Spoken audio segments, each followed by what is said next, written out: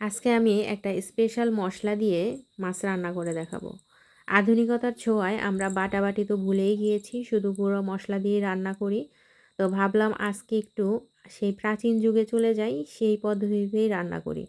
নমস্কার, বাঙালিয়ানা হিসেলে সবাইকে স্বাগতম। তো এই সুন্দর রেসিপিটি দেখতে হলে ভিডিওটির সাথে থাকবেন। এই যে মাছ, বলেন তো এটা কি মাছ? এটা হচ্ছে বোয়াল মাছ, নদীর বোয়াল মাছ, একদম ফ্রেশ তাজা মাছ।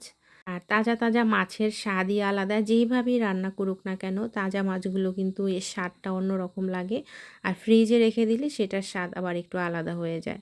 তো এদিকে কড়াই বসিয়ে দিয়ে তেলটা গরম করে এরপরে হচ্ছে পেঁয়াজ কুচি দিয়ে দিলাম। এখন পেঁয়াজটাকে হচ্ছে একটু বাদামি কালার করে ভেজে নিব। তো পেঁয়াজটা মোটামুটি ভাজা হয়ে গেলে এর মধ্যে দিয়ে দিব সেই স্পেশাল মশলাটি। তো মশলাটি আমি তৈরি করেছি শুকনা মরিচ, আমি এখানে 4টা থেকে 5টা মরিচ ভিজিয়ে রেখেছিলাম কিছুক্ষণ, 10-15 মিনিটের মতো।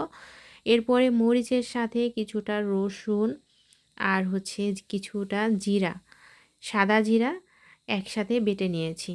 তো শুকনা মরিচ, সাদা জিরা আর হচ্ছে রসুন আর অল্প একটু পরিমাণে আদা একসাথে আমি বেটে নিয়েছি।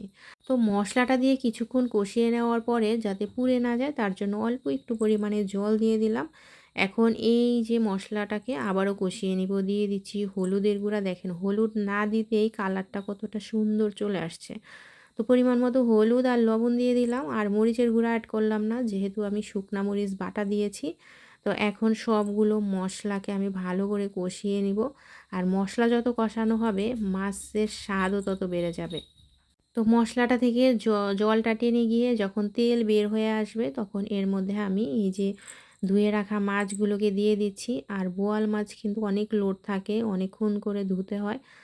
আর আমি হচ্ছে হালকা গরম জল দিয়ে একটু ধুয়ে নিয়েছি। তো মাছগুলো দিয়ে এখন এই মশলার সাথে মাছটাকে কষিয়ে নিব। তো এই যে মশলার সাথে মাছটাকে কষিয়ে নিচ্ছি, এক সাইড মোটামুটি হয়ে গিয়েছে, এখন উল্টিয়ে পাল্টিয়ে দিচ্ছি। আর এই বোয়াল মাছ একটু কষানো রান্নাটাই বেশি ভালো লাগে। বোয়াল বলেন, তারপরে হচ্ছে পাঙ্গাস বলেন, একটু এভাবে রান্না করলেই খেতে ভীষণ ভালো লাগে। তো মাছটাকে কষিয়ে নেওয়া হচ্ছে।